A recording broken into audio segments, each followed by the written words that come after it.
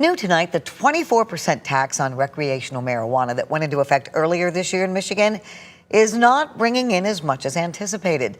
The financial report for the first quarter shows the tax revenues are much lower. 13 on your side's Jordan Hatfield looks at the numbers and what they could mean in the future. Yes, the wholesale tax was established to pay for some dire road repairs throughout the state, but the latest numbers are coming in far below the initial estimates, meaning the future looks hazy.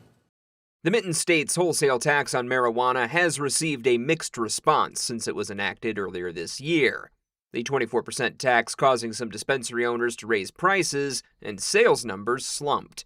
According to a report issued by the House Fiscal Agency in September of last year, the state was estimated to collect around $420 million annually from the tax.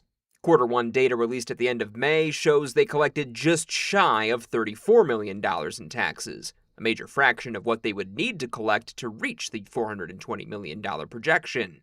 The report also notes a 3.9% drop in taxes collected from recreational weed sales, in line with the trend of year-to-year sales numbers being consistently lower in 2026 compared to 2025. The revelation hardly shocking to some in the industry, like Matthew Sanders. I think every cannabis operator probably foresaw that outcome, but these people who passed the laws unfortunately aren't really as tapped in as we are. Sanders has been critical of the wholesale tax in the past, speaking with 13 on Your Side back in March.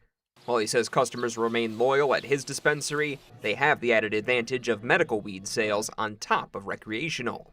A lot of people have gotten med cards specifically to just shop on the med side and not have to deal with that tax.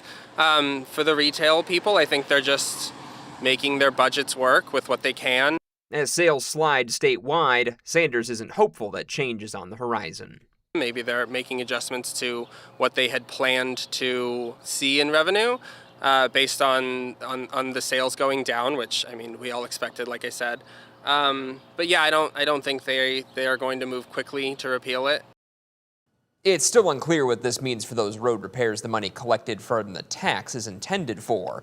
And as of now, there are still efforts to repeal the wholesale tax through a lawsuit and a Senate bill working its way through the State House.